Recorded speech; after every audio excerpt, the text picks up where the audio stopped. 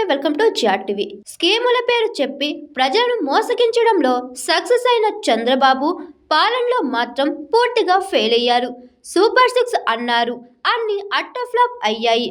స్కీములు లేవు కానీ స్కాములు మాత్రం బాగా చేసి జనాన్ని మోసం చేయడంలో విజయం సాధించారు అని మాజీ మంత్రి చెల్లుబోయిన వేణుగోపాలకృష్ణ అన్నారు.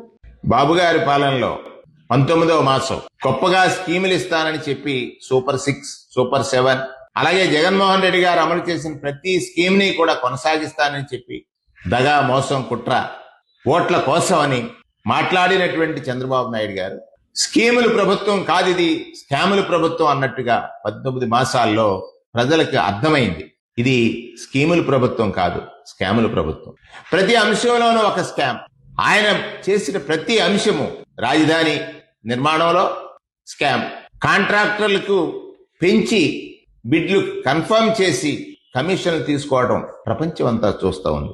కంపెనీలకు స్థలాల కేటాయింపు పేరుతో 99 పైసలకి భూములు లీజుకిచ్చి కోట్లాది రూపాయల భూముల్ని తన వాళ్ళకు అప్పచెప్పడం ద్వారా తాను పొందుతున్నటువంటి లాభం గురించి ప్రజలు చర్చించుకుంటున్నారు. ఈ రాష్ట్రంలో నూతనంగా ఒక పెన్షన్ పొందలేని పేదవాడు మీ పాలనలో మంచి జరుగుతుందని ఆశించి ఓటు వేసి కుమిలిపోతున్నాడు, కుప్పకూలిపోతున్నాడు. భూములిచ్చిన రైతు ప్రాణాలు వదిలాడే.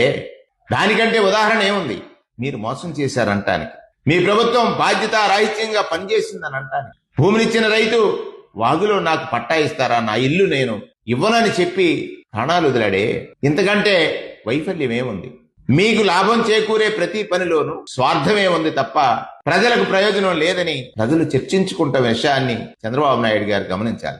మీరొక్కడేనా ఆశిస్తున్నారు ఈ రాష్ట్రంలో భయాన్ని సృష్టించాలి, ఈ రాష్ట్రంలో వ్యవస్థలన్నింటినీ కూడా గుప్పిట్లో పెట్టుకోవాలి అనేటువంటి ఆలోచన? నేను అడుగుతున్నాను, నేను కోరుతున్నాను, ఈ రాష్ట్రంలో యూనిఫారం వేసుకున్న పోలీస్ శాఖను గాని, ప్రజాధనంతో ప్రజల దగ్గర గౌరవం పొందేటువంటి ఉద్యోగ వ్యవస్థలను గాని మీరు ప్రజలకు జవాబుదారీ.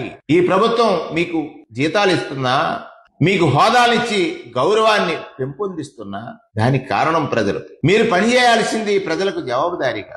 ప్రజా సమస్యలు తెలిసిన మీరు వాటి పరిష్కారం కోసం ఎక్కడైనా అలసత్వం గాని, లోపం గాని చేస్తే నష్టపోతారు ప్రజలు. మీ వృత్తి ధర్మానికి అది విఘాతం, మీ వృత్తి ధర్మానికి అది చెడు. ఇవాళ పాలకుడు నిర్ణయాలకి అది ప్రజా హితమైతే తప్ప ప్రజా ఇబ్బందులకి గురి చేసి ప్రజల్ని ఇబ్బందులకు గురి చేసేదైతే దాన్ని తక్షణమే నిలుపుదల చేయాలి. కానీ ఇవాళ అధికార పార్టీలో నాయకుల్ని సంతృప్తి పరచాలని చట్టాలని దుర్వినియోగపరిస్తే, చట్టాల పట్ల గౌరవంతో చట్టాలు మనకు హక్కులు ఇచ్చాయి, ఆ హక్కులు మనల్ని రక్షిస్తాయనే నమ్మకంతో ఉన్నటువంటి సామాన్యుడు ఆ నమ్మకాన్ని కోల్పోతే ప్రజాస్వామ్య విలువ నశించిపోద్ది. అది మీ చదువు, మీ సంస్కారం, మీ బాధ్యత ఒకసారి మీరు గుర్తెరగమని ఈ సందర్భంగా 25లో జరిగిన అనేక సంఘటనలు, అంటే ఒక సాంప్రదాయ సిద్ధంగా నడిచే ఈ రాష్ట్రంలో దుష్ట సాంప్రదాయాల్ని తీసుకొచ్చి రాజకీయాల్లో అధికారం వస్తే ఎన్ని అరాచకాలైనా సృష్టిస్తాం, అది పక్కవారిపై నెట్టేస్తాం. సృష్టిస్తాం కానీ దాన్ని పక్కవారిపై నెట్టేస్తాం. మాకు ప్రచార మాధ్యమాలు ఉన్నాయి, ప్రజల్ని నమ్మిస్తాం. అబద్ధాన్ని ఒకసారి నమ్మారు, పదే పదే నమ్ముతారు అనేటువంటి అతి విశ్వాసంతో ఈ పాలన సాగు. కానీ అబద్ధం అబద్ధమే, నిజం నిజమే. ఇవాళ చూస్తా ఉన్నాం.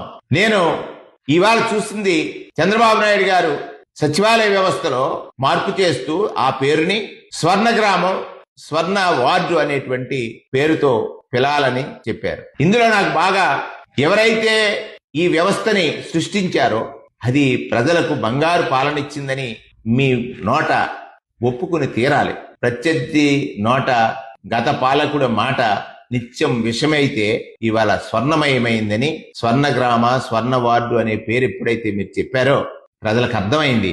జగన్మోహన్ రెడ్డి గారు ప్రజలకు బంగారు పాలన అందించాడు. ఆ బంగారు పాలనలో బాటలు వేసిందే ఈ పరిపాలనా వ్యవస్థలో సచివాలయ వ్యవస్థ. ఆ వ్యవస్థ పేరు మార్చిన ప్రత్యర్థిగా మీరు విషం చిమ్మారు. ఆ రోజు ఎందుకు ఈ వ్యవస్థ అన్నారు, కానీ ఇవాళ అదే వ్యవస్థను మీరు బంగారం అంటున్నారు. ఇది కదా పాలన అంటే, ఇది కదా ప్రజాసేవకి సరైన బాటలు వేయటం అంటే. ఈ వ్యవస్థలో ఉన్న గొప్పతనాన్ని మీకు నచ్చినా నచ్చకున్నా ఒప్పుకుని తీరిని ప్రజలు గమనిస్తారని సందర్భంగా ప్రత్యర్థి నోట నాటి పాలకుడు చేసిన మంచిని ఒప్పుకొని తీరేలా చేయడమే నిజమైన పాలనకి, పాలనా దక్షతకి నిదర్శనమని, అది అందించినటువంటి జగన్మోహన్ రెడ్డి గారికి ఎవరైనా ఖచ్చితంగా జేజేలు చెప్పాల్సిందేనని సందర్భంగా మనవి చేస్తా ఉన్నాం. 2025 సంవత్సరానికి వీడ్కోలు పలుకుతాం. ఈ రాష్ట్రంలో ప్రభుత్వం ఏర్పడి 19 మాసాలు నిండింది. 19 మాసాల కాలంలో ప్రజలకి పాలకుడిగా చంద్రబాబు నాయుడు స్కీములు ఇవ్వలేదు, స్కాములు చూపిస్తున్నాడు. జగన్ గారి కంటే గొప్పగా స్కీములు నేను పంచుతానని చెప్పిన మాట ఏది అమలు చేయక, ఆ స్కీముల్ని ప్రజలు చర్చించుకుంటారని స్కాములు చేసుకుంటూ పాలన సాగిస్తున్న తీరుని కల్పిస్తే ఇది స్కీముల ప్రభుత్వం కాదు, స్కాముల ప్రభుత్వం. చంద్రబాబు నాయుడు గారు అధికారంలోకి వచ్చినప్పటి నుంచి భూముల అమ్మకాలు అంటే తన వాళ్లకు కోట్లాది రూపాయల భూములు 99 పైసలకి ఇచ్చిన తీరు గమనించండి. ఆలయాల్లో అపచారాలు, సాక్షాత్తు దుర్గాదేవి గుడిలో విద్యుత్ బిల్లు కట్టలేకుండా ఈ ప్రభుత్వం కట్టలేదని కరెంట్ కట్ చేసిన విధానం ఈ ప్రభుత్వ పనితీరుకి అద్దం పడుతుంది. 1 కాదు 2 కాదు, వైకుంఠ ఏకాదశి సంవత్సర కాలం అవుతా ఉంది. ఆ సందర్భంలో తిరుమల క్షేత్రంలో జరిగినటువంటి దుర్ఘటన, తదనంతరం సింహాచల క్షేత్రంలో జరిగినటువంటి దుర్ఘటన, ఇవాళ వైకుంఠ ఏకాదశి సంవత్సర కాలం అయింది. దాన్ని గుర్తు చేయాలి. ఎందుకంటే ఈ ప్రభుత్వ అలసత్వ అసమర్థ పనితీరుకి అది అద్దం పడుతా ఉంది. ప్రజాక్షేత్రంలో ప్రజలు ఎన్నుకున్న పాలకుల్ని ప్రశ్నిస్తారు. చెప్పిన మాటను అమలు చేయకపోతే చెయ్యాలని గుర్తు చేస్తారు. చెయ్యలేని వారు, చెప్పిన పని చెయ్యలేని వారు, వారి చేష్టలు ఎలా ఉంటాయంటానికి చంద్రబాబు నాయుడు గారి పనితీరు రోజు ఒక డైవర్షన్ పాలిటిక్స్ ని ఈ రాష్ట్రానికి అందించి ప్రజాస్వామ్యం మీద ప్రజలకున్న నమ్మకాన్ని ప్రజలు కోల్పోయేటట్టుగా, అంటే పాలన అంటే బాధ్యత, భరోసా అందించాల్సిన పాలకుడు భయాన్ని, బాధల్ని మిగులుస్తున్నట్టుగా ఈ పాలన సాగుతున్న తీరుని మనం గమనించినట్లయితే, గతంలో జగన్మోహన్ రెడ్డి గారు చెప్పింది చేశాడు, చేయగలిగింది చెప్పాలని రాజకీయ నాయకులకు ఒక కొత్త భాష్యాన్ని చెప్పాడు. నిత్యం నిందలు వేసి తాను చేస్తున్న ప్రతి పని కూడా ప్రజాకంటకమైనప్పుడు గత పాలకుడిపై నిందలు వేస్తే నేడు ప్రజలకు జరిగే మేలు ఏమిటని ప్రజలు ప్రశ్నించే రోజు దగ్గరికి వస్తా ఉంది. గత పాలకుడిపై జగన్మోహన్ రెడ్డి గారిపై నింద వేస్తే ప్రజల అవసరాలు తీరుతాయా? బాధ్యత మరిచిన ప్రభుత్వం ఈ రాష్ట్రంలో ప్రజలకి, రైతులకి యూరియా సప్లైలో ఘోరంగా వైఫల్యం చెందింది. గత సంవత్సరం ఏదో అనుకోని పరిస్థితులు అనుకున్న ఇవాళ కూడా మళ్ళీ బారులు తీరి యూరియా కోసం అగచాట్లు పడుతున్న రైతుల్ని మనం గమనించినట్లయితే ఈ ప్రభుత్వ వైఫల్యం కనపడతా ఉంది. పంట గిట్టుబాటు ధర ఇవ్వకుండా, ఒకటి కాదు ప్రతి పంటకి, ఏ పంట పండించిన రైతు కూడా ఈ రోజు సంతోషంగా లేడు, బాధలో ఉన్నాడు. ఎప్పుడో విన్నాం రైతుల ఆత్మహత్యల గురించి, మరలా మొదలవుతా ఉన్నాయి. ఇది రైతు పాలిట శాపం. ఈ రాష్ట్ర నాయకుడి పాలన అంటానికి ఇది ఒక ఉదాహరణ.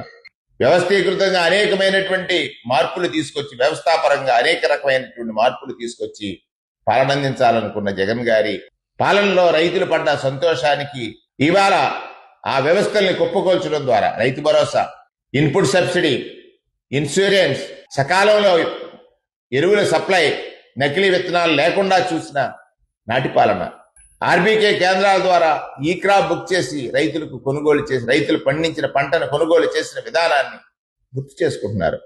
అవన్నీ కుప్పకూలు చేశారే.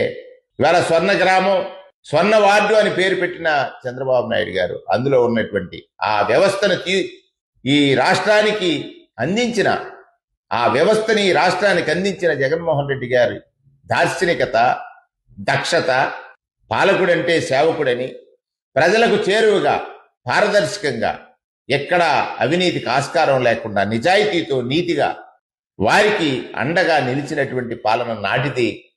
ప్రతి నిమిషం మోసం, దగ, కుట్ర, దాని నుండి తప్పుకోవడానికి లేని అంశాలని తెర మీదకు తెచ్చి గత పాలకుడిపై నిందలు వేస్తే నేటి ప్రజలకు నష్టం, కష్టం, రోదన, బాధ మిగులుతుంది తప్ప ఆనందం అంచుల్లో కూడా దొరకదని వాస్తవాన్ని తెలుసుకోవాలని ఈ సందర్భంగా చంద్రబాబు నాయుడు గారిని కోరుతా ఉన్నా. తూర్పుగోదావరి జిల్లా ప్రజా దైవాలకి నూతన సంవత్సర శుభాకాంక్షలు. 2025 మనకు మిగిల్చిన చేదు అనుభవాల్ని దిగమింగి 2026 సంతోషాన్ని, ఆనందాన్ని, ఆహ్లాదాన్ని, ఐశ్వర్యాన్ని అందించాలని ఆశించే మీ శ్రీనివాస్ వేణుగోపాలకృష్ణ. నూతన సంవత్సర శుభాకాంక్షలు. 2026ని అందరూ కూడా ఆనందంగా గడుపుకోవాలి. ఆ ఆనందం ఎక్కడా కూడా విషాదాన్ని మిగల్చకూడదు. ఆనందాన్ని అందరికీ పంచండి, ఆనందాన్ని అనుభవించండి అనే రీతిలో మనం పండుగ చేసుకుందాం నూతన సంవత్సరాన్ని. తదనంతరం వచ్చే సంక్రాంతి వేడుక. ఈరోజు రైతు అనేక ఇబ్బందుల్లో ఉన్నాడు. రైతుల్ని ఆదుకోవడంలో ఈ పాలకుడు విఫలమయ్యాడు. రైతులకు అండగా ఉందాం, రైతులకు ఆనందాన్ని పంచటానికి మనవంతు మనం వారికి అండగా సహాయంగా ఆనందాన్ని పంచే విధంగా వారికి తోడుగా నిలుద్దామని నూతన సంవత్సర సంక్రాంతి శుభాకాంక్షల్ని తూర్పుగోదావరి జిల్లా ప్రజలందరికీ, దాంతో పాటు రాష్ట్రంలో ఉన్నటువంటి ప్రజలకి, ప్రత్యేకంగా రాజమండ్రి రూరల్ నియోజకవర్గ ప్రజాదైవాలకి, దైవం మానుష రూపేణ మీరు తీసుకునే నిర్ణయం ఎదుటివాడికి సహాయం చేసేదిగా ఉండాలని ఆశించి మీ బిడ్డగా మీకోసం నిరంతరం ఆలోచించే మీ శ్రీనివాస వేణుగోపాలకృష్ణ చెల్లిపోయిన. ఈరోజు గత ప్రభుత్వం ఏర్పాటు చేసిన సచివాలయ వ్యవస్థ, గ్రామ వార్డు సచివాలయ వ్యవస్థని స్వర్ణ గ్రామం, స్వర్ణ వార్డుగా మార్చారు. ఇందులో నాకు అనిపిస్తుంది ఏంటంటే, పాలకుడు అంటే ప్రత్యర్థి నోట ప్రశంసలు పొందినాడే నిజమైన పాలన అందించినట్టు అవుద్ది. ఇవాళ ప్రత్యర్థిగా నిత్యము జగన్మోహన్ రెడ్డి గారి పైన విషపురాతలు, విషపు మాటలు వెదజల్లేటువంటి పత్రికలు, పాలకుడు జగన్మోహన్ రెడ్డి గారి పాలనని స్వర్ణమయంగా ఒప్పుకొని తీరాడు. ఇది కదా ప్రజలకు తన పాలన బంగారం అనే విధంగా అందించాడని ప్రత్యర్థి ఒప్పుకోవడం.